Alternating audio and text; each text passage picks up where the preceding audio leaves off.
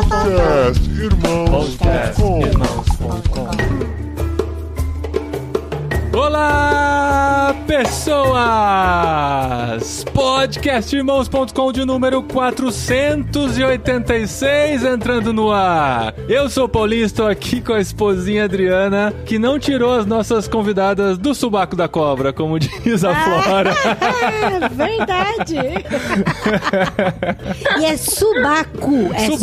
Subaco. Essa expressão patenteada pela Flora já, que não tira as coisas do subaco da cobra. Eu sou a Adriana e eu estou aqui com a Flora. E, gente, eu aprendi tanta coisa com essa mulher já, tanta coisa. E uma delas foi o que é Big Shop. Olha só. A gente aprendeu ao vivo no último episódio, hein? Bem, eu sou a Flora e hoje eu estou aqui com a Kátia, que é a mãe das crianças mais lindas, mais inteligentes, que me ensinam muita coisa. Oh. Eu já sei sobre anime muito por causa dos filhos dela. Ai, meu Deus, eu vou precisar falar com a Kátia, então, porque meus filhos estão entrando nesse universo, eu não sei nada.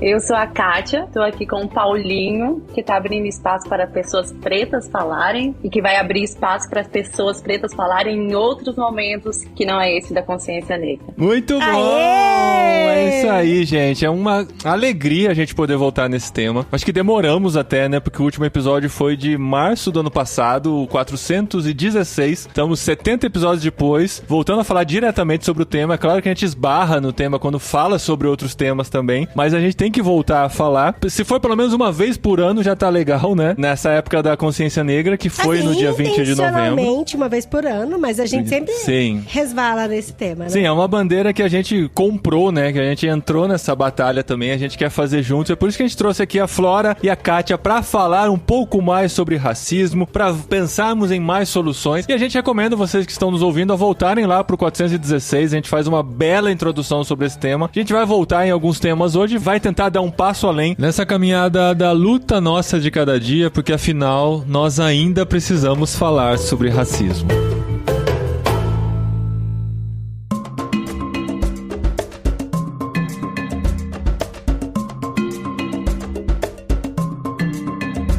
Dois episódios anteriores a gente falou sobre a igreja, né? Sobre sermos igrejados apesar da situação da igreja. E uma das coisas que a gente colocou como motivo para continuar fazendo parte da igreja, entre muitas outras, foi o fato de que nós precisamos sempre ouvir as mesmas coisas, né? Esse é um tema que a gente sempre precisa voltar a falar porque a gente não resolveu o problema da humanidade, a gente não resolveu o problema do racismo gravando aquele episódio no ano passado. Tem até um vídeo do Porta dos Fundos, eu não sei como isso soa dentro desse movimento todo, que chama O Fim do Racismo. Não sei se vocês viram, do ano passado. Que a menina tá entrevistando o cara que postou a imagem preta no Instagram e aquele post marcou o fim do racismo no Brasil, né? Porque ele fez um movimento, ele tomou uma iniciativa, um cara branco tomou uma iniciativa e a partir daí acabou o racismo. E a gente não pode pensar que porque a gente faz um movimento nas redes sociais, a gente grava um episódio sobre isso, ou a gente pinta um muro, o fim do racismo, ou faz na frente da TV um movimento levantando a mão pra cima, que isso acaba com o racismo. Isso faz parte de uma conscientização,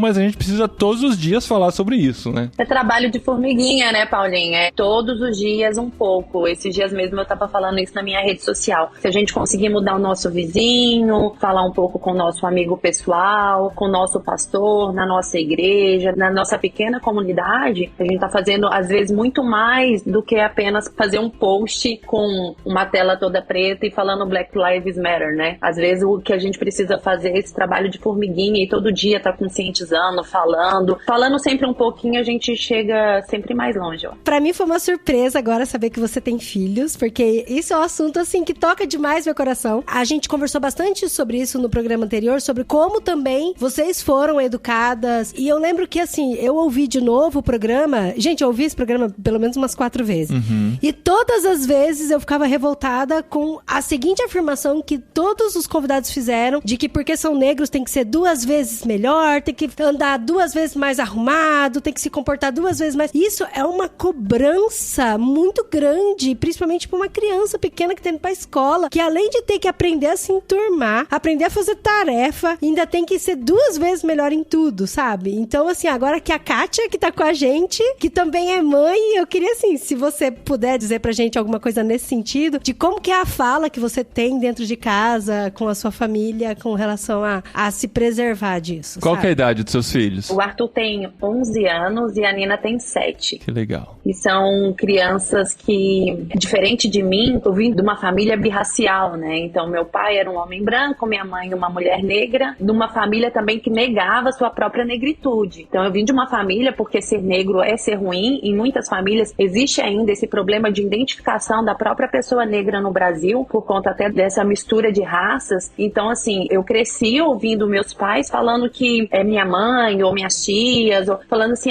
você não é negra, você é morena, né?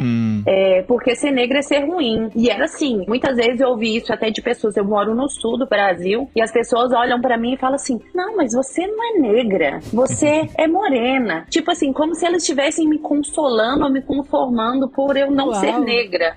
E isso é muito forte. Ou então virar pra mim e falar assim, mas você é negra, mas você tem um nariz fino. Como se isso me tornasse uma negra melhor ou uma negra mais aceitável. A gente sabe que isso realmente acontece, né? Existe aí a questão de que os retintos sofrem mais preconceito. Eu reconheço isso, eu sei que isso é real. Quando mais fenótipos negros a pessoa tem, mais ela sofre. Porém, eu casei com um homem negro, né? Então, meus filhos são negros, apesar da minha filha ainda ser uma negra de pele clara, mas eles possuem traços negroides mais fortes. E é como você falou, ainda assim, eu tenho que estar sempre reforçando que eles têm que ser melhores, eles têm que ser educados, eles têm que estar sempre penteados e sempre falando bem, conversando bem, se posicionando melhor, porque eles são julgados de maneira diferente, né? Então, a primeira situação de racismo que meu filho sofreu, ele tinha 6 anos, 7 anos, ele estava numa van escolar e uma menina falou assim, você é muito beiçudo. E aí ele chegou pra mim sem saber o porquê que estavam falando disso dele, né? E recentemente também a minha filha sofreu que uma menina,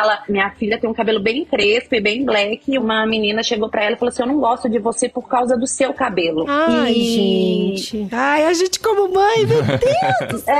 E assim, ela não me falou, eu ouvi, sabe? Então eu tava próximo dela e eu ouvi. E eu vi ela voltando, eu vi ela murchando e ela triste. Eu falei assim, o que foi? Eu queria que ela soubesse reagir àquele momento, porque eu não aprendi a reagir esse momento, eu aprendi na fúria, no ressentimento. E vendo ela assim, ela falou assim, ela não quer brincar comigo, eu acho que ela não gosta de mim. Eu falei assim, a mamãe ouviu, filho, o que ela falou. E aí é todo um trabalho, né, na própria autoestima dos nossos filhos. Nossa, é tão difícil, né, Kátia? Porque assim, a gente tomar cuidado, porque o assunto é delicado. Não quero fazer comparações, mas nós estamos numa cultura nova, com crianças tendo que se adaptar com uma nova cultura dentro de uma realidade que muitas vezes a gente não tem controle, que é a escola. E às vezes a gente fica com essa impotência de conseguir fazer alguma coisa, porque eles voltam da escola contando que passaram por alguma situação, a gente fala, puxa, né, a gente consegue controlar os nossos sentimentos, mas os sentimentos dos nossos filhos a gente não consegue controlar. E eles estão passando pelas dificuldades normais de adaptação, sendo brancos dentro de uma cultura branca e tudo mais. Então, como deve ser dolorido, né, você ver seu filho ou sua filha passando por uma situação de racismo e muitas vezes não poder fazer nada, né? Às vezes... Dá uma vontade de passar a mão no celular e falar com a mãe, né? A sensação é que você, exatamente essa, é a impotência, porque quando a gente fala do racismo estrutural, é justamente a menina tá seguindo um racismo que foi passado pela mãe, pelos pais, ou pela própria estrutura em que ela vive, né? Por que minha filha não pode ser aceita pelo cabelo dela, né? O que faz dela diferente? Elas estavam brincando, de repente ela olhou pro cabelo dela e ficou irritada, sei lá, de alguma forma, por a minha filha ser diferente. Então não é fácil. Por exemplo, a minha mãe já falaria assim, que você não pegou essa menina e não deu um safanão nela, pediu a Nina pra bater, sabe? E nesse momento, assim, como mãe, você respirar fundo, ver seu filho sendo ofendido e pedir algum posicionamento ou tentar ensinar, é muito difícil, assim. Então, é por isso que eu falo que é um trabalho muito de formiguinha que a gente tem que fazer na nossa pequena comunidade mesmo. Esse ano foi um ano muito interessante, né? Acho que pro movimento dentro da Igreja Evangélica Brasileira, pela chegada de um livro muito importante, né? Que foi Uma Leitura Negra, do Esaú Macaulay, que trouxe um novo frescor sobre o assunto para se pensar e se discutir isso dentro da comunidade evangélica, que é com quem nós falamos aqui basicamente dentro do nosso podcast. O livro chegou, só que antes dele chegar, houve alguns tweets, assim, algumas pessoas escrevendo, porque ele é tradução, né? Porque o cara, o Esaú Macaulay, com esse nome, não é brasileiro. E a Mundo Cristão tá traduzindo um livro, e aí houve algumas manifestações no Twitter, o pessoal comentando e tal. É porque a gente tem essa ideia igreja, e a gente mencionou isso no episódio anterior, que muitas igrejas acham que o racismo não é algo para se tratar dentro da igreja, porque a partir do momento que nós somos redimidos por Cristo, nós não vemos mais diferença entre as pessoas, todos são iguais e a gente tem que falar de outros assuntos. E quem fala sobre isso tem uma orientação política, tem algumas pautas aí. São chamados de progressistas, são de mal esquerda, vistas muitas vezes pela igreja evangélica. Então, assim, quando alguém se levanta falando contra o racismo ou esclarecendo o assunto, há essa tendência de cristãos se levantarem achando que isso é mudar o foco do evangelho e trazer outras pautas que não cabem dentro da igreja. Mas será que o John Piper foi acusado disso também? Mas claro que foi. É mesmo? Olha, eu não sabia. Nós temos uma lista grande.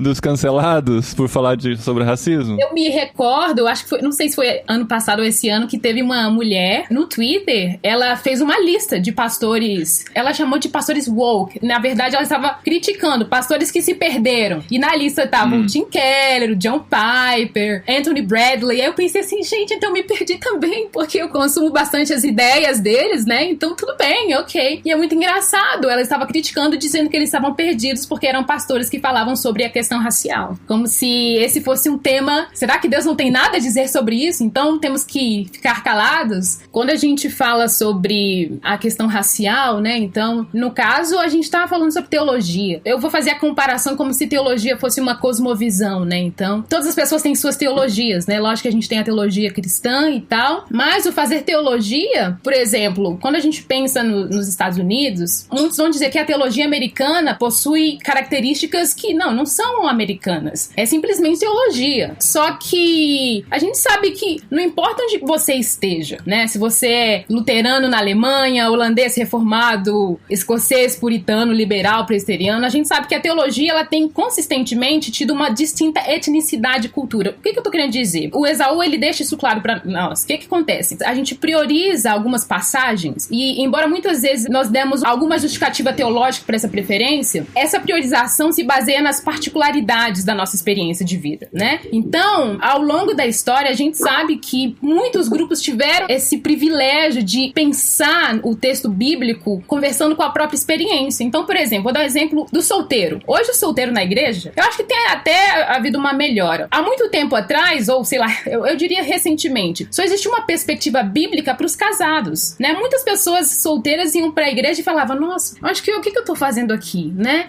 Tá procurando um marido ou uma esposa para casar para depois começar a pensar na vida, né? Ou organizando um acampamento para encontrar a esposa no acampamento.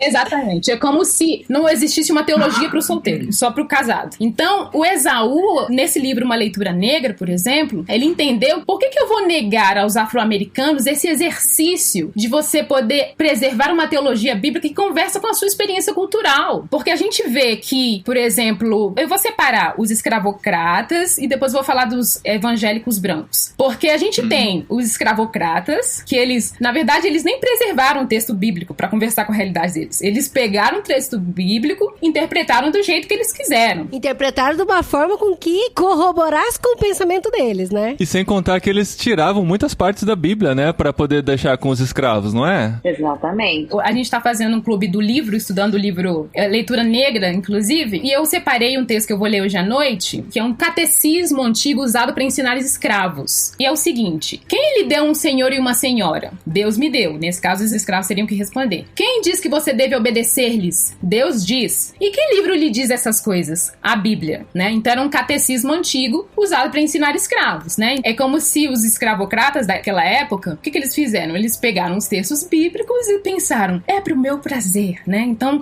é como se eles pegassem o texto lá de Adão e Eva e na cabeça deles pensassem, não, os negros têm que servir Adão e Eva, nós somos Adão e Eva e eles têm que nos servir. No caso dele, eles não preservaram a teologia bíblica, né? Então a gente vê que, por exemplo, uma galera pega o texto lá da maldição de Cã e formula uma teologia pra dizer, olha, realmente nós podemos escravizar porque a maldição tá aí. Eles pegaram vários textos bíblicos, né, do sovaco deles mesmo e aplicaram de acordo com a vontade deles. Então, quando você fala maldição de Cã, é de Caim, né, no caso? Não, de Cã. Ah, tá, não, é porque eu conheço a história, que eu já ouvi usado também como a origem do povo negro, a maldição de Caim, que Deus coloca uma marca sobre ele pra ele não ser assassinado. Tem gente que diz que é a negritude, no caso, também né? Também dizem.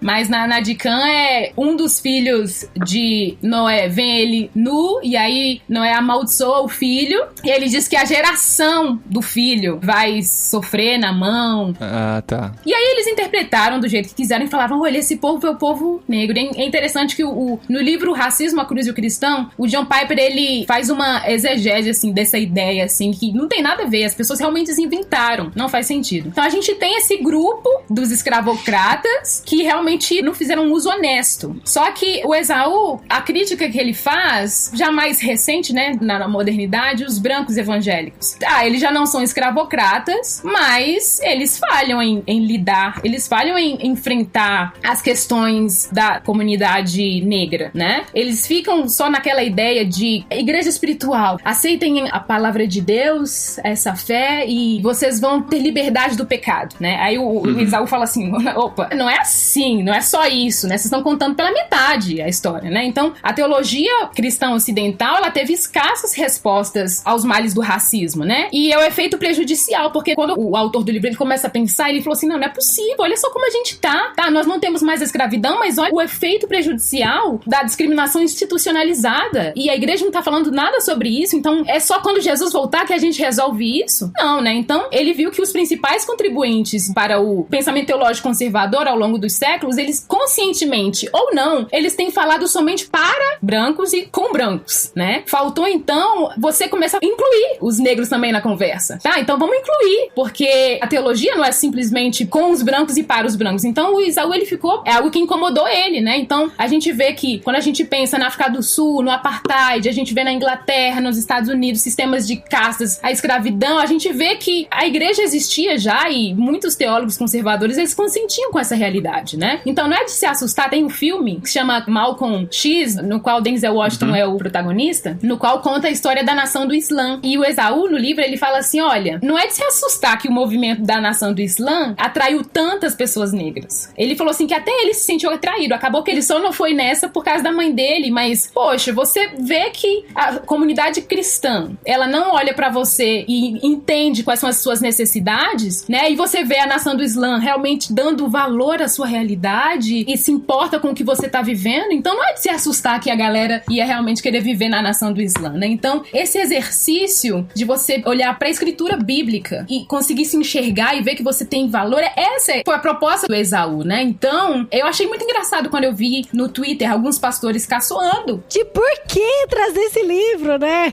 Isso, a teologia é só teologia, é simples, você lê aqui no norte e no sul, na Coreia, é tudo a mesma coisa, a gente não precisa disso. Não, poxa, gente, eu dei o exemplo da pessoa solteira. Eu tenho várias amigas solteiras e você vai pra igreja, às vezes, o encontro é de mulheres. Parece que o preletor acha que só tem gente casada e esquece da pessoa solteira. E a pessoa solteira fica assim, gente, deve ter algum problema na minha vida porque eu não consigo aplicar isso na minha realidade. Que é isso que faltava, não simplesmente... A gente tá falando, o livro foi escrito por uma pessoa cristã nos Estados Unidos, mas a gente pode vir aqui pro Brasil, sabe? A gente pode vir aqui pro Brasil e também ver a realidade, que não foi diferente também. Inclusive, tem um livro de um reverendo presbiteriano que em 1886, ele tava aqui e ele escreveu um livro que fala sobre a religião cristã em suas relações com a escravidão. E ele, no livro, ele fala assim, é realmente estranho, eu tô aqui no Brasil, a igreja cristã tá fechando os ouvidos e vendo as pessoas negras sofrerem, né, morrerem, sendo acorrentadas, e o reverendo até diz, olha, eu acho que vai ser muito tranquilo você entender se essas pessoas desejarem a morte, porque até a morte vai ser muito mais hospitaleira do que os cristãos que estão aqui, né? Então, a gente não tem que olhar para o livro do Esaú, ou quando nós estamos falando sobre olhar para as escrituras de uma forma diferente, é simplesmente incluir o negro, né? Porque algumas pessoas, inclusive eu citei o filme do Malcolm X, porque o Esaú, inclusive, repetindo ele, quando ele resolveu escrever o livro, ele viu que de um lado tinha os cristãos brancos e do outro lado tava outros negros, os negros seculares ou progressistas que ele diz, que os negros progressistas olhavam pros negros cristãos e diziam, como é que você consegue abraçar essa religião do escravocrata? Como é que você consegue? Então,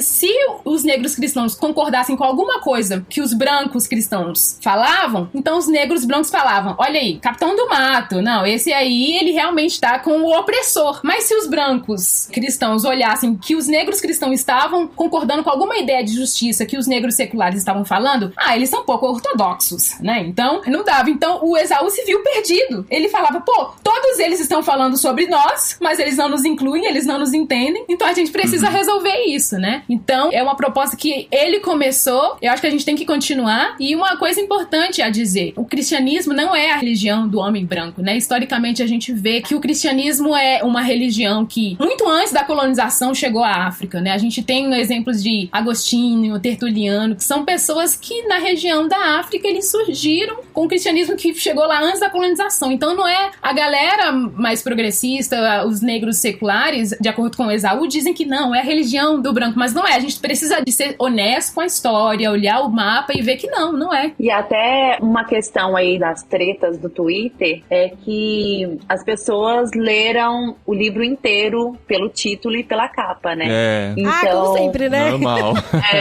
Então, quando eles veem uma leitura negra, aí coloca interpretação bíblica como exercício de esperança. Aí um homem negro na capa, então eles já estão pensando em uma teologia negra e nem no fato de uma leitura negra, porque uma leitura negra é muito diferente de uma teologia negra. E também qual o problema seria de uma teologia negra, né?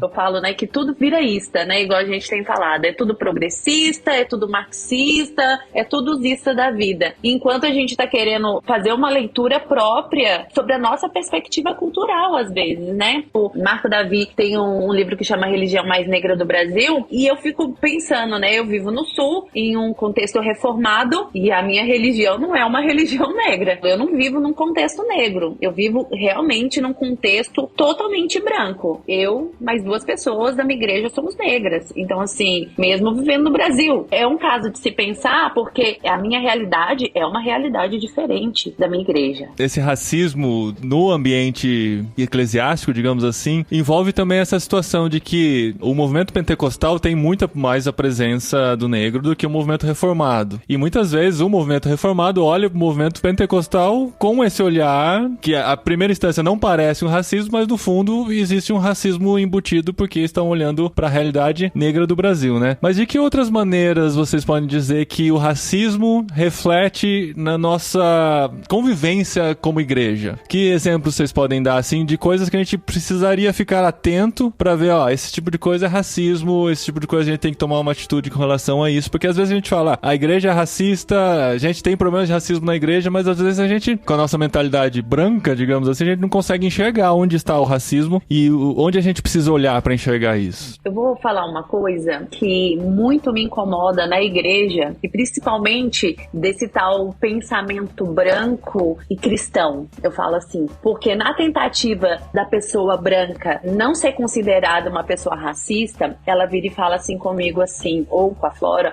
mas eu não vejo uma cor, sabe? Sim. Nós somos todos iguais. Não, nós não somos iguais, nós somos diferentes e você não pode deixar de me enxergar, porque existe uma cor aqui, entendeu? Existe um contexto histórico, social. Eu acho que falta muito na igreja, talvez, conhecer e esclarecer os motivos históricos onde o negro tá, sabe? Se fala tanto da Bíblia, e a nossa Bíblia e até a nossa arte sacra, ela é tão embranquecida, toda a arte ligada à religião, à história, ao cristianismo, ela é embranquecida, então é um Jesus branco, é um povo branco, são livros brancos. Música branca.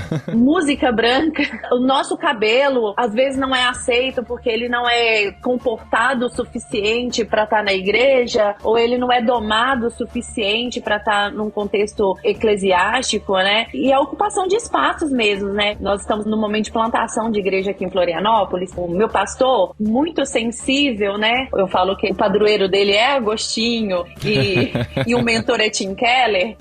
Ele muito sensível, ele me perguntou, Kátia, como nós podemos ser uma igreja menos racista? Cara, o dia que eu escutei isso do meu pastor, eu falei assim, nossa, a gente tá no caminho certo. Que da hora, que da hora. Ele perguntou, o que eu posso fazer, Kátia, pra gente ser uma igreja menos racista? O que eu posso ler, sabe? Porque um livro com uma capa, uma leitura negra já causou tanto escândalo. E por que a igreja não fala sobre isso? Não lê sobre isso? Por que não tem uma aula na escola dominical sobre como combater o pecado do racismo? Você tem seminário sobre sexualidade, você fala sobre pornografia, nós falamos sobre adultério, nós falamos sobre tantas coisas na igreja, mas o racismo, ele nunca é dito. E ele é cometido dentro da igreja constantemente, através de falas, através de olhares, ou através até do próprio subjugamento que nós sofremos, ou às vezes a externalização de parece que nós não somos capazes o suficiente, ou não somos bons o suficiente para estarmos em algum cargo de liderança, etc. Então, é bem complexo dentro do ambiente eclesiástico reformado. Porque essa coisa tentando imaginar aqui um pouquinho, né? Essa coisa de, às vezes, a gente não vê os negros nos cargos de liderança da igreja, pode parecer algo simples assim, porque não teve nenhum negro que se destacou o suficiente para ter uma posição de liderança. Mas, às vezes, olhando mais profundo, o racismo está lá porque o negro não foi olhado com o olhar com que ele deveria ser observado para ter a oportunidade de estar num cargo de liderança. Porque, às vezes, a gente fala, só tem branco, mas não foi racismo, foi porque os que chegaram na liderança lá caminharam para isso e tal. Mas, às vezes, faltou um incentivo, às vezes, faltou um olhar diferente, um investimento na vida do outro. A sensação é que parece, aquela história que a Adri falou, é que a gente tem que fazer 2 vezes mais.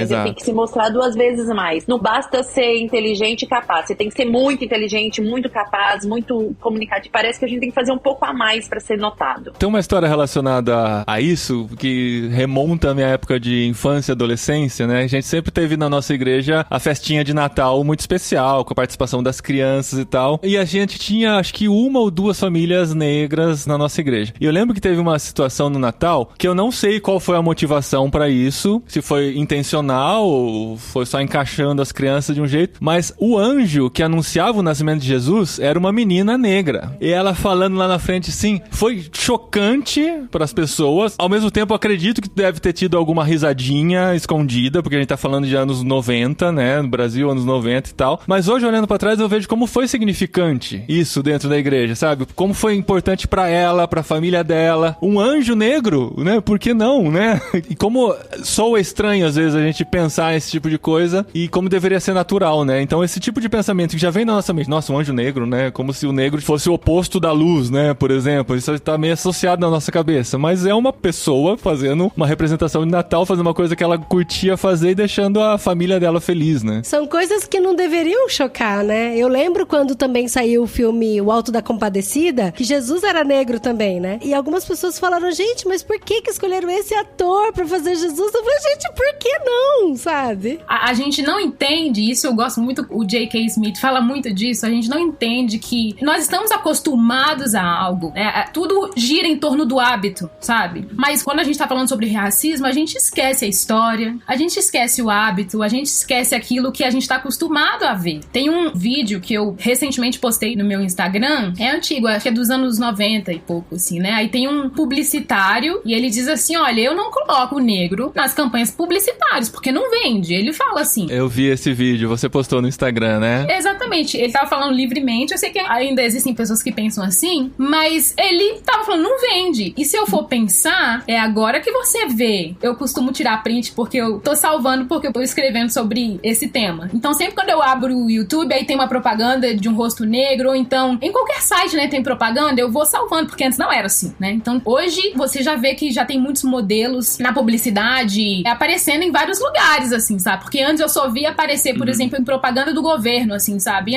Minha Casa Minha Vida, e jogava um rosto negro, assim, né? E eu tô vendo que tem aparecido demais. E, gente, isso trabalha demais com a nossa mente, sabe? Isso trabalha muito com o nosso imaginário, né? Então, não só para eu que sou negra, eu vejo e eu posso me espelhar e falar assim, opa, posso ser como ela, mas também para aquele branco que não tá acostumado, né? Eu sempre dou o exemplo aqui da minha família, nós moramos num prédio, talvez eu já até comentei isso no podcast anterior, mas acho que cabe. Eu moro num prédio, tem 12 andares e a minha família é a única família negra, uma família negra retinta. Só que aí as pessoas podem falar, não, é porque tem poucos retintos no Brasil. Não. Os porteiros são 4 porteiros. 3 são retintos. Só um que é branco. Uai, gente, deve ter alguma coisa estranha aqui. Por que somente uma família negra? É mais problemático ainda, porque a minha família não é uma família negra brasileira. Então a nossa história é diferente das famílias negras retintas brasileiras. Então isso tem que começar a pensar. Será que não? Um dia conversando com alguém falou assim, não, talvez eles que não querem morar aí. Eu não moro num bairro de ricos, é um bairro classe média. Mas não tem outra família negra, né? Mas tem uma favela do lado aqui do meu bairro. Quando você começa a descer, e aí você vê que os rostos começam a se parecer comigo e com os porteiros do prédio aqui. Gente, a gente tem que ser honesto. Tem alguma coisa histórica que vai explicar por que a gente tá organizado dessa forma, sabe? E as pessoas não, elas não querem parar pra pensar nisso. E as pessoas, por exemplo, quando a Kátia falou assim, eu não vejo cor, né? né? As pessoas estão dizendo, olha, Deus fez os seres humanos daltônicos, porque eles não veem cor, né? Ontem minha irmã me falou que tá saindo aí um discurso que não existe mais esse negócio de raça. É só a humanidade. Então não pode mais falar de raça, assim, sabe? Tem uma discussão sobre isso, né? É mesmo? Não sabia, não. Realmente, existe somente uma raça. Isso eu sei. Mas, o que a gente chama de, tipo, negro, branco, nessa divisão, o mundo está dividido assim, entende? Tá, tudo bem, existe só uma humanidade, ok, mas a gente tá dividido com essas cores, com esses traços, com essas etnias. Então, é uma pergunta que eu sempre faço como provocação para as pessoas, pra dizer, olha, pensa nas pessoas que você, andando na rua, teve um impulso de segurar sua bolsa, pensou que iriam te assaltar. Geralmente, é porque você já tinha na sua mente, talvez, um tom de pele e até a forma de se vestir. Então, você não é daltônico. A sua mente, a sua imagem, ela já tá construída com algo. Até eles dizem que é o efeito halo, sei lá, eu vi recentemente tem o efeito halo, que você tá acostumado a olhar pra alguém de uma certa forma e você já define a pessoa, você já sabe como essa pessoa vai agir. Então, desde tempos, não sei se eu diria mais remotos, há muito tempo nós estamos acostumados a ver que o negro no Brasil, ele só pode ser o meu porteiro, só pode ficar na portaria e não morar aqui no prédio e poder fazer festa lá na quadra quando quiser. A Clora sabe da minha história. Eu sou casada com um ex-atleta de futebol. Então, assim, nós ascendemos socialmente e economicamente porque ele era um esportista. Qual o nome do atleta? Emerson Nunes. Emerson Nunes. Vou jogar aqui no Google. Não é o Neymar, não, porque as pessoas não... Porque senão as a pessoas ascensão tendem a achar que seria... jogador de futebol tudo é milionário. Em que time ele jogou? Ele jogou no Botafogo. Já achei a foto dele aqui com a camisa do Botafogo. Esse mesmo, lindo, né? Maravilhoso. Mas muitas pessoas, assim, eu já morei em 18 lugares, né? Na minha vida. Eu tenho 18 anos de casada e 18 mudanças. Então, você sabe, assim, você imagina o quanto que eu já me mudei. E nessas discussões, as pessoas me perguntam assim, onde eu sofri mais racismo? Onde eu mais sofri racismo, olha, eu morei em Portugal. Onde eu mais sofri racismo foi no Rio de Janeiro. Olha Uau! Nossa, se você fizesse uma enquete, essa ia perder fácil. Não daria.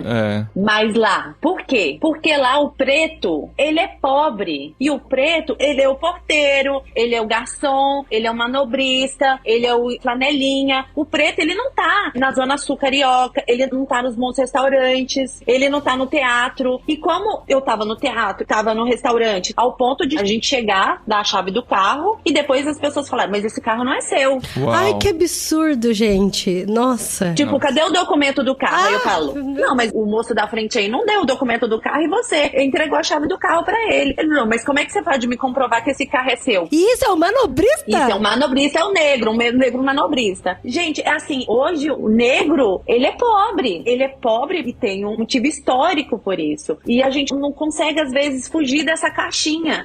Só minha família é negra também no meu prédio inteiro. Então, assim, é muito complicado. O que, na verdade, às vezes parece que eu tô invadindo o espaço de alguém aqui, às vezes. Mas eu acho que no Rio de Janeiro, eu acho que você sentiu isso pior, Kátia, porque o meu sentimento com o Rio de Janeiro é que não tem mobilidade social. Por exemplo, tem muitos amigos que moram lá, né? Então tem, sei lá, o que eles chamariam de subúrbio, que é distante do Recreio, é distante da Barra. Então o que acontece? Pretos, pardos e outros brancos vão morar nos subúrbios, eles vão pensar, eu gostaria tanto de morar lá no Recreio, e não, lá só tem branco. Então você que ascendeu e talvez estava mais, sei lá, na Zona Sul, não sei o que, e realmente é algo que chama atenção, né? É algo que provavelmente fez com que te marcasse bastante o Rio de Janeiro. Aí eu ia falar da minha sobrinha, que se formou em medicina na Universidade Federal de São Carlos, na UFSCar, e ela era a única, isso é muito interessante, porque ela era a única negra, só que tinha 50 mil japoneses. Então, tipo assim, era uma turma. Os professores eram brancos e japoneses. Aí tinha os colegas da minha sobrinha que são brancos e os colegas que são japoneses. Gente, eu nunca vi tanto japonês. Então, é algo que me incomodou muito. Se tem pouco japonês no Brasil, mas onde eles estão, né? Provavelmente a parcela negra é maior do que a parcela japonesa, mas olha só onde eles estavam, né? Então, a área de medicina é uma área onde as pessoas de alto poder aquisitivo. Minha sobrinha provavelmente era a mais pobre lá. Meu irmão suou, assim, pra manter ela numa faculdade federal ainda, pública. E isso nos chamou a atenção. Como assim? É algo que as pessoas não estão acostumadas. Então, a gente tem que começar a pensar, poxa, então a gente tem que acostumar. Porque eu quero que a minha criança... Eu lembro lembro que eu trabalhei numa comunidade de crianças em vulnerabilidade, as crianças negras, você acha que elas sonham em um dia ser dentista? Sabe, elas não sonham com isso, não. Elas, em casa, elas não têm esse exemplo. Então, quando você vê, por exemplo, uma jovem negra, ela entra na faculdade, ela fala, eu sou a primeira a entrar na faculdade e fazer esse curso. Então, é algo assim que abre os olhos dos negros e fala, nossa, então dá pra fazer. Então é possível, né? E isso também no ambiente eclesiástico, né, Flora? Vamos ali olhar congressos e seminários e que a gente não vê pessoas, não é porque não existem pessoas capacitadas pra estar falando nos seus seminários cristãos aí. Às vezes você não vê ali no cartaz a pessoa negra pra ser destaque de alguma conferência, e a própria literatura que vem, ela vem sempre lotada de críticas. Nós temos poucos autores negros, a gente tá fazendo um clube de leitura e aí foi feita essa pergunta, nos indique autores negros cristãos no Brasil. Aí a gente fica assim, né? Hoje nós temos a Jacira, que faz parte do Projeto Agostinhas, que escreveu um livro. Nós temos a Ana Stout, também do Projeto Agostinhas, que escreveu um livro sobre saúde mental. Nós temos poucos autores negros no Brasil que falam sobre uma temática racial e principalmente sobre a perspectiva cristã. E é importante a gente dizer isso, porque talvez alguém possa estar ouvindo e pensando, não tem autor negro porque eles não têm capacidade de escrever livros. Pode ser isso, essa conclusão que as pessoas podem chegar. Não tem nenhum negro fazendo medicina porque eles não conseguem, não tem capacidade intelectual de chegar lá. Acho que tem que jogar as palavras no ventilador aqui mesmo, porque tem muita gente que pode estar pensando isso. Tem muita gente que pensa nessa questão meritocrática, né? Não sei. Meritocrata. A gente mistura meritocrática, né? Não. Porque, assim... Já tá falando em espanhol, Adriano. É o espanhol usado aqui. Não, e é importante a gente deixar isso muito claro, que o problema é muito mais profundo, né? É um problema de que oportunidades a gente tá dando, como que a gente tá olhando pra eles, se eles estão na favela é por algum motivo, se eles estão passando necessidade é por algum motivo. Qual é esse motivo? Como a gente pode mudar isso? Então, acho que é por aí que a gente tem que caminhar, e é por aí que quem tá ouvindo tem que estar com a mente nesse momento, né? O movimento é muito complexo, por isso que eu acho que a gente tem um problema tridimensional, sabe? Então você falou assim, ele tá na favela. Tá, a gente tem a questão racial? Sim. Então as pessoas falam assim, a gente precisa melhorar a educação. Precisamos. Mas você sabe que pessoas que têm educação e elas são racistas também. Então não é simplesmente que as pessoas falam assim, pessoas mal amadas são racistas. Tá, tem pessoas doutoras que são racistas. Então, tipo, não é simplesmente melhorar a educação das pessoas. Também, educação é algo importante. Mas por que o problema ele é complexo? Porque vamos pensar, se a população negra no Brasil é uma população pobre, então isso já é um problema. Mas se pessoas que convivem com a população negra pobre e que têm instrução, elas são racistas, então esse é um outro problema, que é a forma como eles são vistos. Tá, eles estão na favela. Geralmente, tipo assim, eu não preciso nem olhar para as estatísticas, é só você observar. As mulheres negras, muitas delas, elas são mães solteiras, os pais não estão lá. Então quer dizer que a desigualdade, né, as privações que eles têm afetam também as suas relações. Eu sei que não afeta somente a família negra. A família branca na favela também, muitas delas estão desestruturadas e isso afeta, sim, como essas crianças vão crescer. Então a criança, ela tá na favela, o pai não tá lá com ela. Isso é muito comum e não é clichê. A mãe, ela talvez trabalha como empregada na casa de alguém e ela não consegue olhar o filho dela. E tô falando isso porque eu já presenciei isso, dando aula a domicílio. Então você vê que a criança tá solta. E aí eu vou dar exemplo do irmão da minha amiga, que quando ia pra escola, ele é negro. Chamavam ele de chup-chup de petróleo. Não quis ir mais pra escola. Aí a gente fala, evasão escolar entre os negros é grande. Aí você vê um tanto de problemas, né, uma coisa tridimensional, que as pessoas falando assim, vamos resolver como esse negócio complexo? A gente precisa de mais amor. A gente precisa de não sei o quê. Gente, é só a gente olhar nós que somos filhos de Deus e Deus nos ama, a gente muitas vezes a gente tá nem aí pro cara que nos ama, né? Então a frase não é essa, precisamos de mais amor pra resolvermos um problema que é tridimensional, onde nós temos várias privações, nós temos problemas emocionais, então tem gente negra que nem quer ser negra, sabe? E não é porque, tipo assim, ele decidiu não quero ser negra. Não, ele se vê no espelho, e o espelho não é simplesmente o espelho da casa dele, o espelho é o outro. O espelho é a pessoa que cresceu com ele, o espelho às vezes é o tio que fala, meu filho, além de você ser negro, você ainda é homossexual, sabe? Então, tipo assim, são tantas coisas que as pessoas vão ouvindo, e isso vai criando uma imagem de si, uma cosmovisão, e depois você vê assim, nossa, a gente tem algo complexo, como é que a gente vai resolver? Então, o problema é muito profundo. Não é algo que a gente resolve amanhã, não, mas é algo que a gente precisa começar a falar. Porque, o que acontece? Isso eu digo no ponto de vista cristão. Quer dizer que o Brasil acordou. Então, Então já tem muita gente falando sobre a questão racial, e esse movimento não vai andar pra trás, ele só vai indo. O Brasil acordou, tem um tanto de gente buscando ali, acolá e tal, tá, mas e aí a igreja tá sendo resposta, porque Deus tem algo a dizer sobre tudo, né? Aí a igreja fica aí se esquivando, não, porque eu tenho medo de eles acharem que eu sou comunista, não, porque eu tenho medo disso. Ai, que absurdo, né? Tá, aí enquanto isso, eles vão buscando norte, sul, leste, oeste, e às vezes buscam em alguns lugares onde dão prescrições não tão sadias. Aí depois eles falam, tá vendo? Olha aí, tá vendo nada, você não quis ajudar, o que você tá reclamando agora? Então, é algo assim que eu fico assim, muito chateada, porque não é algo simples, e as pessoas tratam como se fosse, eu tenho um amigo negro, né? Então, aqui do meu lado já tá tudo resolvido. Eu tenho um amigo negro, esse é demais. Já ouvi isso.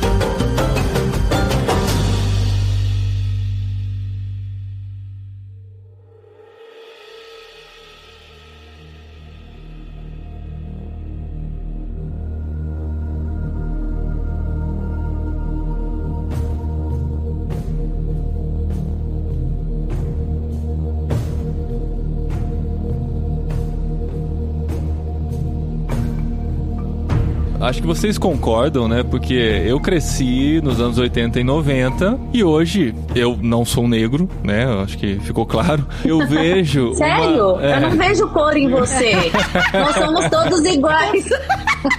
Mas, assim, olhando de fora, podemos dizer assim... Eu acredito que evoluímos, né? Evoluímos. Batemos 2 passos atrás com esse negócio de comparar com o comunismo. Mas eu acho que sempre foi. Aí você ficou brava, Eu acho que sempre foi. Tem muito o que caminhar ainda. O problema é gigantesco. Mas, assim, a nossa geração já é menos racista do que a geração anterior. E nossos filhos certamente vão ser menos também. Porque a gente já está criando eles com essa mentalidade. Eu tô falando do nosso exemplo aqui, mas eu acho que a humanidade evoluiu um pouquinho nesse sentido. Inclusive, o que a Flora falou sobre a publicidade, o marketing, eu trabalho com essa área também, e há essa orientação nas agências de publicidade, nas faculdades e tal, de como o povo brasileiro ele é muito mesclado e tal, que a gente tem que parar de ficar utilizando o banco de imagem de americano loiro sorrindo, correndo na praia, né? Que nós temos essa mescla. Fazer propaganda da igreja, né, amor? Na igreja sempre é banco de imagem. Hoje os bancos de imagem estão mais mistos, assim, né? Mas antigamente era aquela coisa, o loiro sueco, americano, feliz com o filho no colo, o filho nos ombros, né, e comemorando. Uma porque nós temos que olhar para nossa realidade como variada que ela é, e outra que essa mentalidade de que o negro na propaganda não vende já foi superada também, e o negro na propaganda vende sim. Tem muitos negros que compram, e ver-se identificado na publicidade é muito importante para ele também. Como no cinema, por exemplo. Eu tô curtindo muito uma série do Netflix chamada Filmes que Marcaram Época, The Movies That Made Us, que fala sobre como são episódios, cada episódio é sobre um filme. E um filme que me marcou muito foi o Príncipe Nova York, com o Ed Murphy. Como surgiu esse filme e como eles compraram uma briga de ter um elenco totalmente de negros. E a postura do estúdio na época era, esse filme não vai vender, porque as pessoas não querem ver o negro protagonista, o negro é coadjuvante e tal. E foi uma quebra de paradigma muito grande, porque foi um dos maiores sucessos, foi o maior sucesso do ano e tal, até hoje. Foi falar e criou uma nova modalidade de filmes, que são filmes interpretados, dirigidos e representados por negros, e como isso é importante pra todos nós, né? Eu quero me ver representado no cinema, eu quero me ver representado na publicidade, eu quero me ver representado na igreja, e você também quer, e todo mundo quer, e isso faz toda a diferença, né? E além de tudo, eu quero me ver representado não falando de racismo,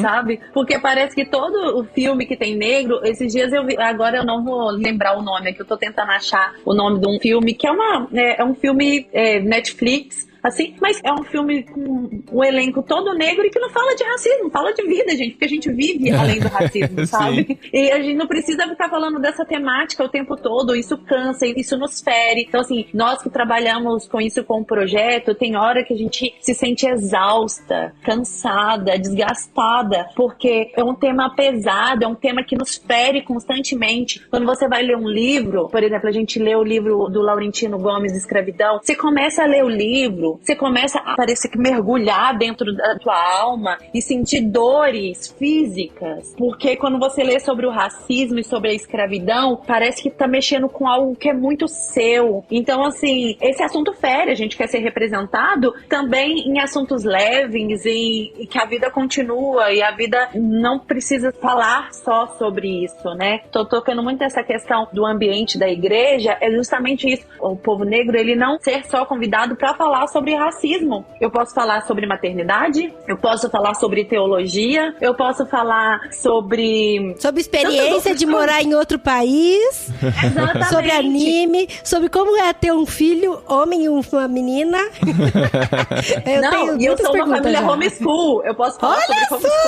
Uau! Então, assim, nós temos muito assuntos, nós temos muito know-how além do racismo. A Flora, então, meu filho, essa mulher tem um know-how que, meu Deus do céu, um dia eu quero ser a Flora quando eu crescer. Mas eu queria saber de vocês, assim, que filmes, séries e obras artísticas que vocês se identificam? Eu vou contar um exemplo aqui. Tinha uma série que eu gostava muito na infância que chamava Anos Incríveis, Wonder Years. Como que é o passava nome na do cultura. diretor? O Fred Savage. Não o diretor, ele é o ator da Olha série só. original. Não, porque eu acabei de terminar de ver uma série que foi feita por ele, eu não sabia. Ele é o protagonista, só que assim, era a realidade americana dos anos 60 e eu amava, porque eu me identificava, apesar de não ser americano, mas aquela coisa de paga pau de americano, né, de tudo que você tal. É o menininho que é apaixonado se apaixona pela vizinha e tal, realidade da escola, mas totalmente branco, totalmente realidade classe média, subúrbio americano, e eu gostava demais de assistir aquilo, aqueles episódios que terminavam assim, sempre emocionado, dava aquela nostalgia, aquelas coisas. E assim, fez muito sucesso na década de 90, né, nos Estados Unidos e no Brasil. Agora, o ator, o Fred Savage, que foi o protagonista, ele cresceu, né, ele é um adulto, e ele está produzindo e dirigindo uma nova série, Wonder Years, vivida na mesma época por uma família negra. Eu tô muito curioso pra ver essa série, ainda não tá disponível aqui na Espanha, porque você vê essa mesma realidade de contos de fadas, que tinha os probleminhas de escola e tal, os problemas, white people problems, sendo visto pelo olhar de uma família negra na mesma época. Deve ser incrível, anos incríveis mesmo, né? E é legal essa coisa da gente poder, como eu disse, eu me identifiquei muito com aquilo, e agora eu posso olhar pelos olhos de uma família negra na mesma realidade, vivendo coisas do primeiro amor, do mesmo jeito, do relacionamento na escola, mas no meio de uma sociedade. Você vai ter uma leitura negra disso. Exatamente. E eu queria saber de vocês, quantas vezes vocês já se viram representadas na arte? Que filmes foram marcantes pra vocês? Filmes, séries, sei lá, qualquer expressão cultural. Acaba que os Estados Unidos é que ofereceu, parece que, boa parte das coisas pro mundo, né? Sim. Eu não saberia dizer, nossa, é um filme angolano. Não, gente, eu sou angolana, pra quem não sabe, então, tipo, a gente ficou em guerra. Enquanto o povo tava fazendo filme, a gente tava fugindo dos MIGs. Então, tipo assim, não poderia dizer que é um filme que assisti angolano. E aqui no Brasil, acaba que não consumi muitos filmes brasileiros, assim, no quais eu me vi, né? Mas em questão de seriados, assim, né? Eu cresci assistindo seriados, assim, adolescentes, como Kenan e Kel, que era um seriado negro, de uma família negra. E eu amava, né? Eu lembro que que legal. Nickelodeon, pra mim, era, tipo assim, um amor pra mim. Então, eu amava Kenan e Kel. E, tipo assim, era uma família negra, né? Então, eles falavam de tudo. Era bobinho, assim, mas eu amava. Irmãs ao Quadrado também, que era uma família negra e tal. Então, eu super me via. Eu sigo elas até hoje, as gêmeas. Um Maluco no Pedaço, que é um clássico, né? Então, eu gostava. Assisto até hoje. Mas eu também gostava muito de Eu, a Patroa e as Crianças. Então, tipo assim... Legal demais. Esses seriados me representam, sabe? Eu sei que tem toda aquela vida americana e tal, né? Era difícil de você encaixar com o Brasil, porque todos eles eram famílias negras super bem de vida e tal, mas alguns episódios mostravam como é que era a realidade negra. Então, eu cresci assistindo isso era muito gostoso, assim, sabe? E aqui no Brasil, não, porque aqui no Brasil, o que tinha, assim, para os adolescentes? Malhação, né? Então, tipo, talvez ia ter um personagem negro, uma personagem negra, mas geralmente sempre muito coadjuvante, né? Então, o que eu consumia no Brasil acabava sendo mais embranquecido, assim, sabe? Até mesmo eu assisti muita novela mexicana. E eu sempre ficava pensando, gente, não deve ter negro no México. Não deve ter negro aqui na América Latina, porque eu nunca vi um personagem negro nas novelas mexicanas que eu assistia, né? E os angolanos assistem muita novela mexicana. Mas não é pouco, não. Em Angola, a gente consome muita novela mexicana e agora muita novela brasileira. Então era o que eu assisti. Você fala de novela mexicana, é Marimar, Maria do Bairro, é isso? Mas quando eu vou pra Angola, os canais que tem, ela tem canal que passa novela mexicana o dia inteiro. O dia inteiro em Angola. Uau. E é dublado em português brasileiro ou português angolano? Português brasileiro. Estão acostumadíssimos, né? Não, é tudo brasileiro. O que o angolano consome é Brasil e México. Eu acho que na época dos meus irmãos mais velhos, eu acho que eles consumiam talvez mais os Estados Unidos. É porque os Estados Unidos é hegemonia, né? Eu acho que o mundo inteiro consome Estados Unidos, né? Mas agora o angolano consome muito. Tanto que quando você vê as músicas angolanas, você pensa, poxa, mas tem um sertanejo aqui do brasileiro. Você vê até no Kuduro tem meio que o funk brasileiro. Então, lá em Angola, a gente só tem 3 canais. TPA1, TPA2 e acho que TVzinho. O resto é Record Internacional. Tanto que os meus familiares têm medo, eles acham que a gente morre, a gente tá quase morrendo, estamos em perigo, porque Record Internacional é só tragédia. E as novelas Globo Internacional. Então, estamos sendo colonizados pelos brasileiros lá em Angola. E pra você, Kátia, onde que você se viu representado na arte? Eu vou muito por essa da Flora. A Flora citou a maioria que eu iria citar. Um que eu gostaria de citar e que ela não citou foi... Everybody, hey, Chris. Isso! Todo mundo odeia Chris. Exatamente. Faltou, senti falta também. Meu filho adora. E outro dia eu vi um post assim, agora todas as séries têm que ter temática de racismo. Eu falei, meu Deus, ninguém assistiu Todo Mundo Odeia o Chris, porque era justamente sobre temática de racismo o tempo inteiro, né? É uma crítica social feita de forma muito intencional a série inteira. Mas hoje tem uma arte que me emociona muito, mas que eu me sinto representada, é o musical do Hamilton. Que eu não acredito, a gente não viu ainda. Ele é tão maravilhoso, apesar, né, de todo o contexto histórico, todo ser um contexto de brancos, né, da própria cultura americana, da independência dos Estados Unidos, mas todo musical ele é feito por imigrantes e pessoas negras e hispânicos, etc. É um musical que eu me vejo nele, assim, se não existisse a escravidão, é como se eu pudesse fazer parte da história. Tá onde? Tá no Amazon Disney Prime? Disney Plus. Tá na Disney Plus. Vamos fazer. Ué, Adri, eu comecei a assistir,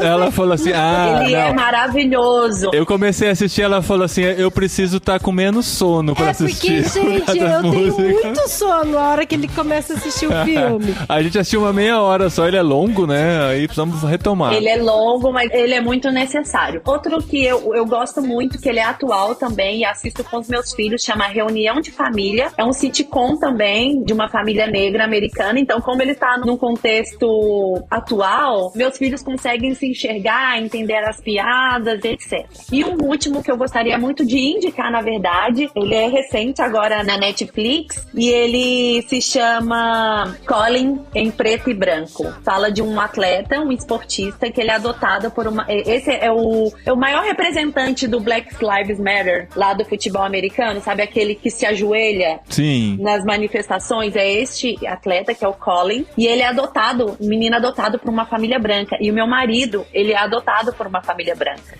Então, assim, a gente consegue se enxergar justamente na falta de identificação que o meu marido cresceu por ele não estar num contexto racial negro. E é muito pertinente o que o Colin fala, e por ser atual, mexeu muito com a gente, assim. Até meu marido, que já tem uma consciência, ele falou assim, meu Deus do céu, como eu me enxergo, como eu me identifico, como isso faz sentido, mais agora, depois que eu vi. Então, são essas questões hoje, assim, que a arte tem mais me motivado. Vocês assistiram Harriet? Não. Harriet, não. Não, tem que assistir. A Harriet era uma ex-escrava, né, cristã, assim, que eu li a autobiografia dela de chorar, assim. Eu fico pensando assim, gente, mas o povo era crente mesmo, né? Ai, mas é tão triste, né?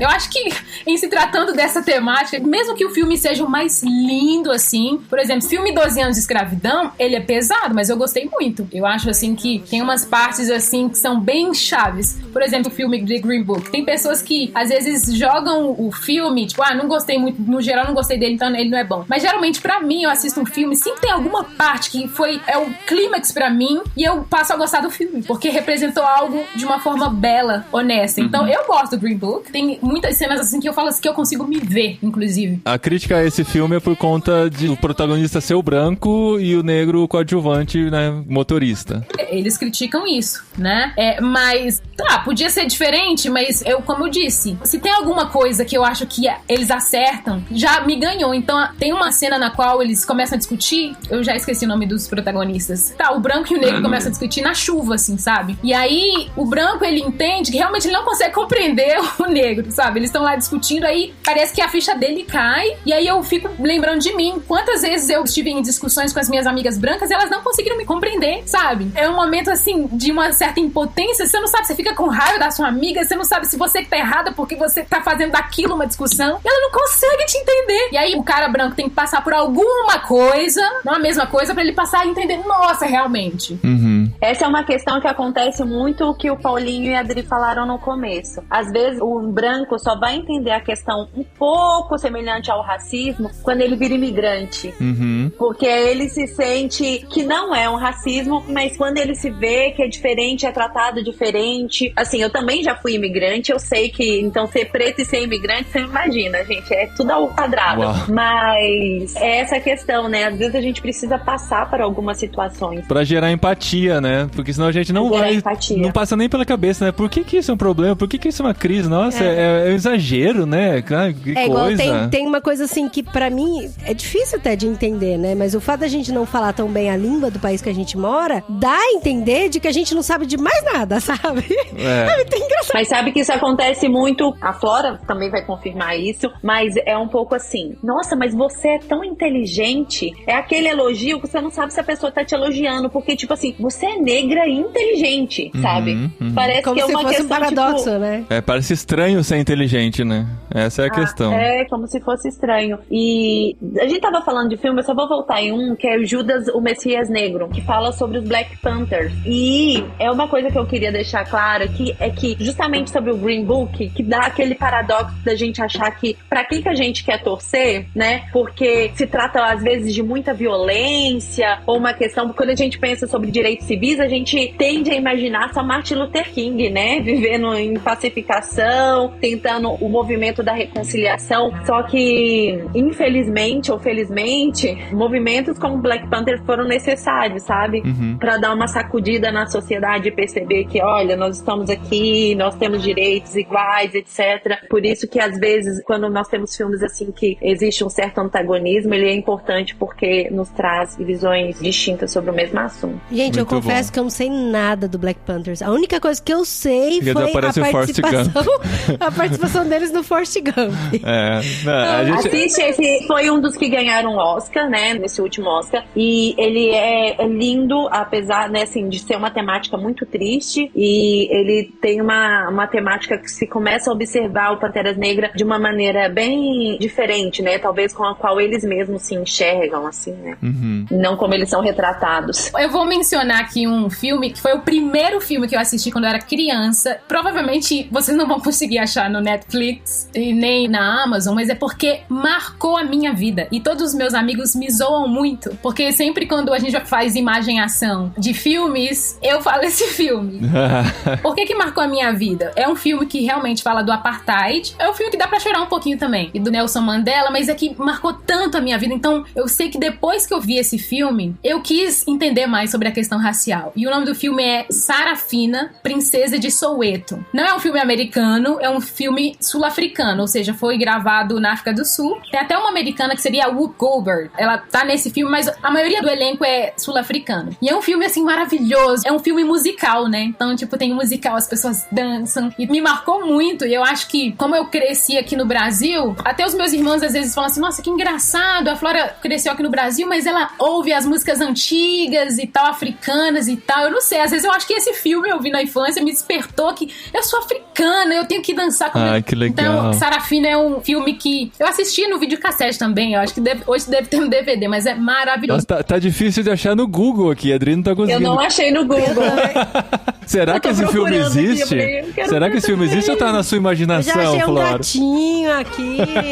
Eu falei, não deve ser do gatinho. Errado, é Sarafine. Sarafine. A Adri tá digitando aqui no outro computador. Vamos lá. Soweto. Nossa, é mesmo, não apareceu não é possível.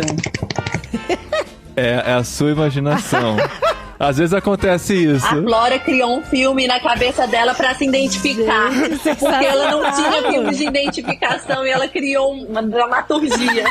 É tipo, não, eu tô me sentindo naquele filme Yesterday, quando os Beatles desaparecem, você procura no Google, não existe mais. Eu tô desse jeito. Meu Deus, cadê, Flora? Gente, não tem mesmo Não não, existe. Flora. Olha aqui. Alguém tirou ele do universo. A Xuxa comprou os direitos e apagou ele. Achei. Qual que é o nome? Eu vou mandar o link pra vocês. Gente, olha. Mas é esse o nome Mas é mesmo? meu nome. É Sarafina. Eu vou mandar aqui pra vocês verem. Não, gente, a gente acredita. A gente acredita, A gente agora. só não tá achando, mas... Achei, Flora! É o musical mais lindo do mundo. Ah, legal, ó. Fica aí a tarefa da gente descobrir como assistir esse filme, que agora eu fiquei curioso. Só porque é difícil, eu fiquei mais curioso ainda. Que legal, gente. Ó, acho que desse programa aqui já tem muito mais coisa pra gente fazer, né? Muitas tarefas pra nossa vida do dia a dia, de ser lembrado de fazer, né? De buscar essa empatia, né? Conhecer mais outras realidades, conhecer mais a realidade do negro, conhecer mais a realidade do pobre, começar a enxergar um pouquinho pelos olhos deles pra entender as dificuldades e entender a gente como cristão, como a gente pode ser agentes dessa mudança que precisa acontecer no dia a dia, na nossa igreja, na nossa realidade, no nosso trabalho, nos nossos relacionamentos, né? Eu acho que assistir esses filmes é importante pra isso também, porque a gente começa a ver com os outros olhos, né? Assistir com essa postura, né? De eu quero enxergar como o outro vê o mundo também, né? Exatamente. Por isso que é legal o diretor ser negro, o produtor ser negro, a trilha sonora ser de negro, porque eles vão colocando a gente dentro desse universo que a gente nunca vai saber como é. Tô falando a gente branco, né? A gente nunca vai saber como é, mas a gente vai ter um gostinho de entender, pelo menos, pra que essa empatia seja maior, né? Eu acho que isso é muito importante. Então a gente volta com vocês aqui com outros temas, além do racismo, mas com racismo também, porque é necessário. Estamos aí pra isso.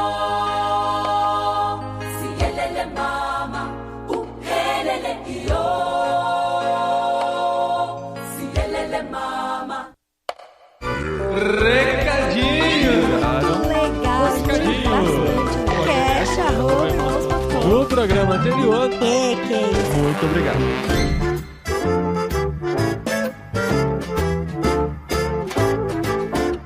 Recadinhos, esposinha! Recadinhos, esposinho! Recadinhos conscientes. Conscientes. Na luta. Na luta. Na batalha. Na batalha. Eu tenho que ficar repetindo. Eu não até sei quando? por que você tá repetindo, mas enfim. Eu acho que você pode repetir tudo que eu falo também, eu não me incomodo. Ah, é?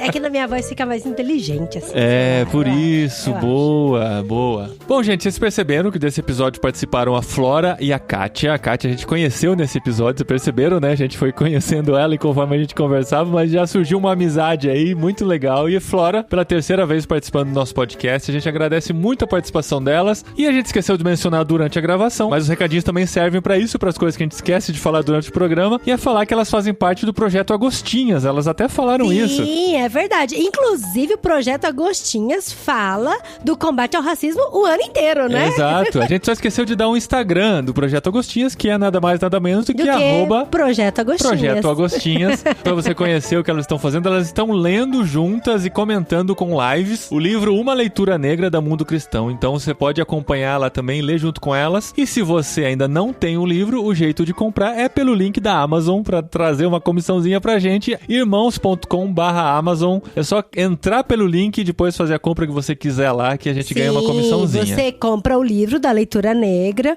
compra um aspirador de pó, um ar-condicionado, um umidificador de ar, o que você quiser O que comprar. você quiser, uma escova de dente. Mas tanto não faz. esqueça, olha só, apelo aqui pra esse final de ano, perto do Natal, não esqueça de valorizar o comércio local da sua cidade. Boa! Compra boa. na Amazon, mas também compra no comércio local Compra da sua igual, cidade. né? Compra igual.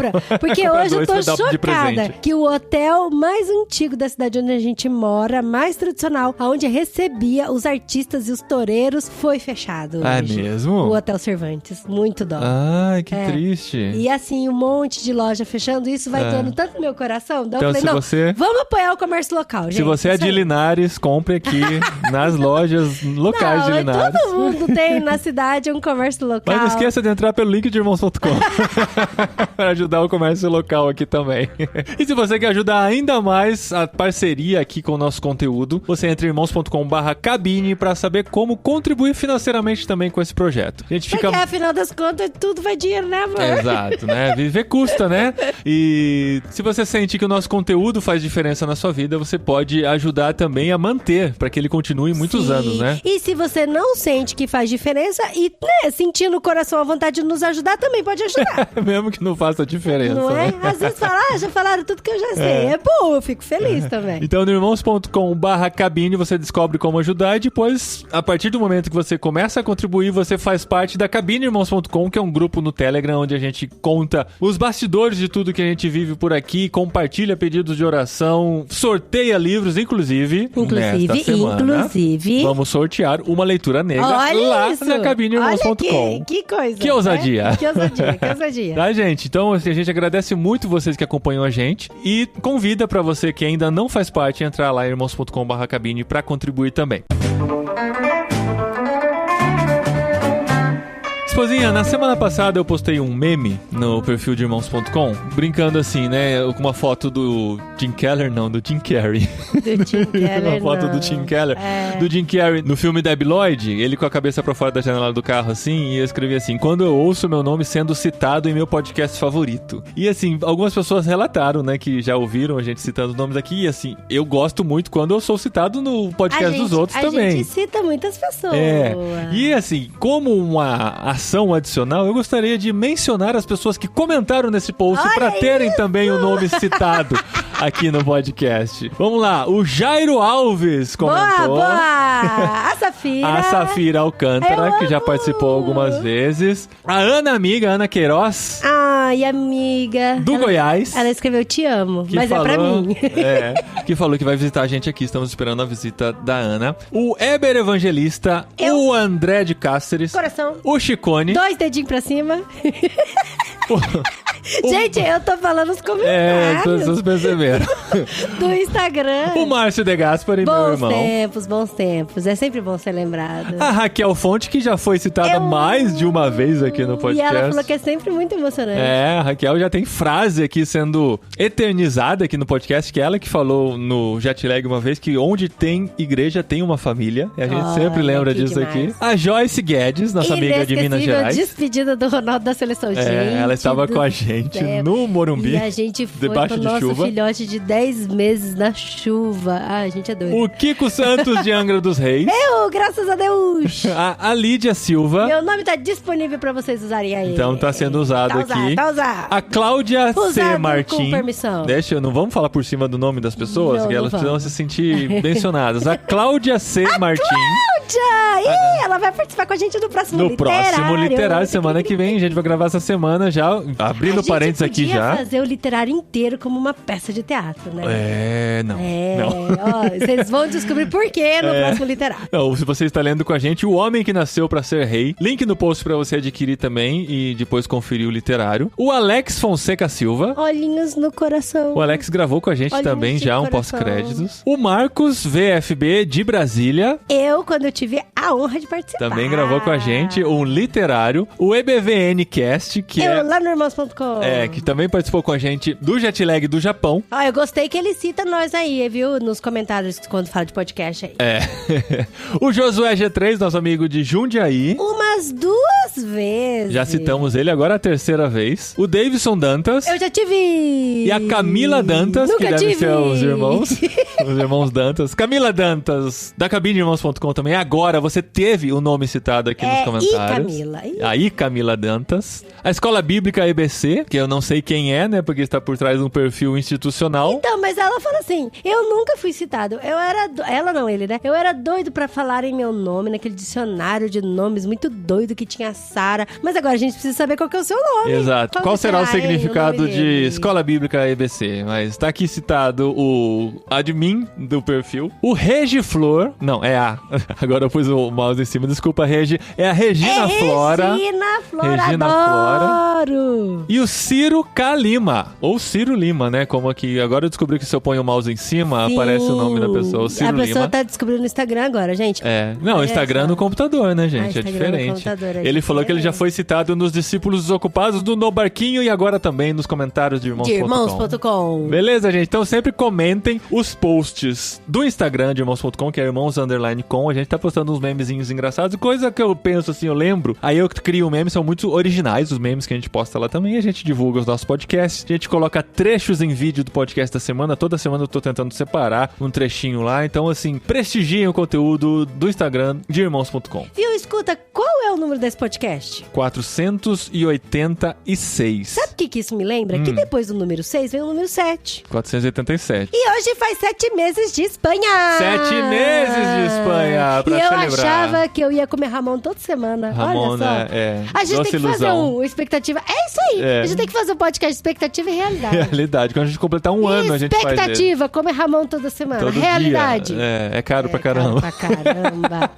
Expectativa, que aqui no sul não seria tão frio. Realidade, hoje Tamo quanto aqui, pegou a temperatura? 4 graus 4 hoje de manhã, graus. quando fui levar os meninos na escola. É isso aí, gente. Mas celebrem com a Muita gente, 7 meses de Espanha, expectativa, muita estamos realidade. sobrevivendo. E orem por nós também, acompanhem nosso Instagram, que a gente tá postando coisinhas lá, nossos Instagrams pessoais também, Paulinho De Gaspari e Dri De Gaspari. E 486 também me lembra que faltam 14 episódios para o emblemático número 500 do podcast Nossa, é verdade. Irmãos.com. Eu lembro 500 quando episódios. o povo comemorou o 500 anos da reforma, foi uma baita da comemoração. Então, vamos fazer uma grande festa, tá? A gente tá com umas ideias. Na verdade, vamos contar a ideia aqui? Vamos contar. Vamos Conta contar a pra ideia mim aqui. também. Conta. A gente ia preparar melhor a ideia pra contar no próximo, mas você já pode começar a pensar. Porque o episódio... Ah, é aquela ideia minha lá? Que é sua? E que é que é nossa? nossa. A gente é um só, a gente pensa junto, né? Mas o episódio 500 vai ao ar na última terça-feira de março, ou seja, nós temos aí Nossa, mais vai de virar 3 o meses ano. pra pensar.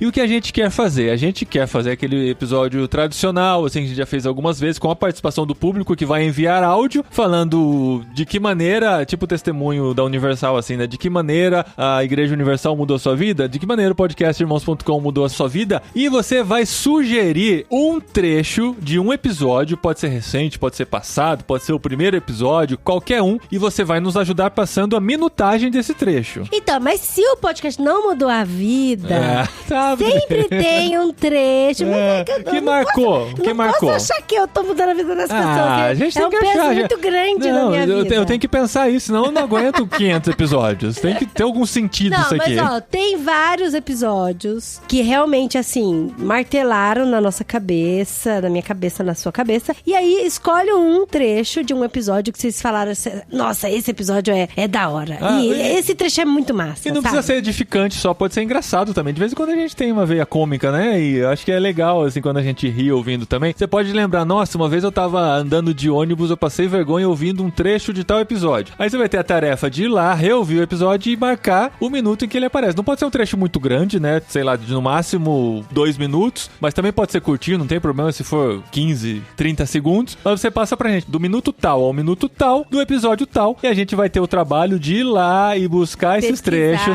colocar a sua participação de voz e depois você chamando esse áudio do episódio tal, tá bom? Por isso que a gente precisa começar a pensar nisso desde já, pra gente já começar a reunir esse conteúdo. Então, se você já lembra, entra lá, a gente vai fazer isso via Telegram, tá? Então entra lá no grupo Olá Pessoas, o link está no post de todos os episódios do podcast Irmãos.com, e lá a gente vai conversando e vocês vão passando pra gente esse conteúdo. A gente já começa a separar pra fazer o episódio 500 muito especial. E a gente conta com a participação de vocês. Sim, a gente precisa de Senão vocês. Eu vou criar um monte de ouvinte falso.